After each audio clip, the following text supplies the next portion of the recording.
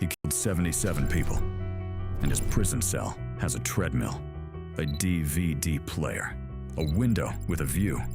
The world was outraged. Norway said, "Good, it's working." Before we go any further, I need you to hold two numbers in your head, 20 and 70. Don't forget them. They're going to change how you see everything. Norway has prisons that look like this: private rooms, flat-screen TVs, recording studios, jogging trails through pine forests. Prisoners cook their own meals. Guards eat lunch with them. No weapons, no watchtowers. The internet calls them luxury prisons. But here's what the internet doesn't tell you.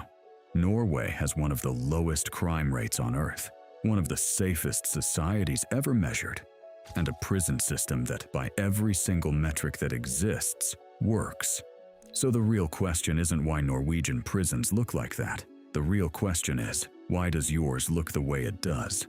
Remember those two numbers?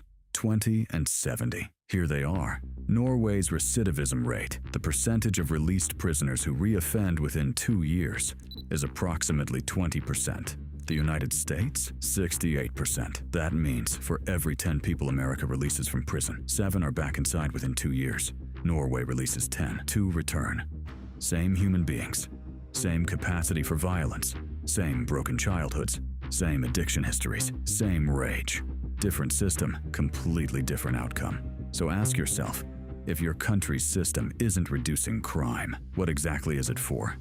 Now, let's talk about Anders Breivik, because this is where Norway's philosophy gets genuinely hard to defend.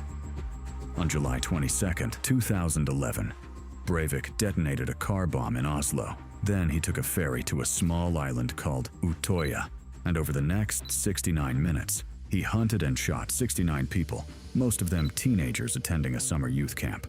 77 people died in total in a single afternoon in one of the most peaceful countries on the planet.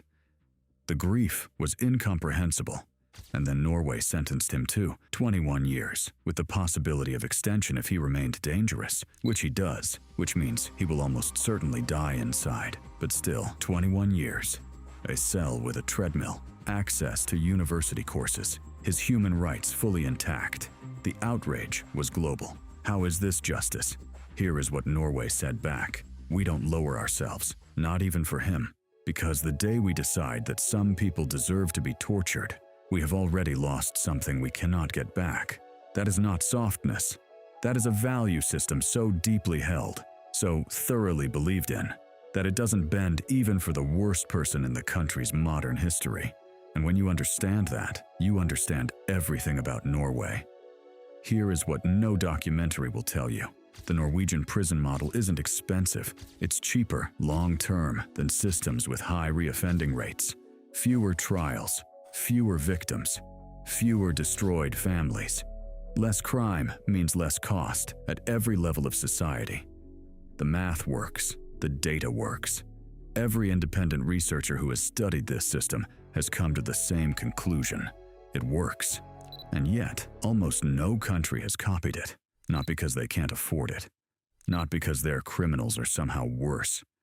But because punishment feels like justice, and rehabilitation doesn't.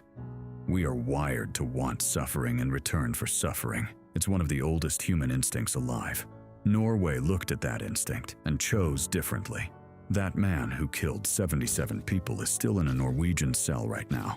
He has a treadmill, a window, 3 meals a day. And Norway, the country he tried to destroy, has a recidivism rate of 20%, some of the safest streets in the world, and a population that largely supports the system that keeps it that way. So here's the question I want to leave you with. Not does he deserve it, but what kind of society do you want to live in? Because the answer you give to that question quietly decides everything else. And most countries answered it a long time ago. They just never admitted what they chose.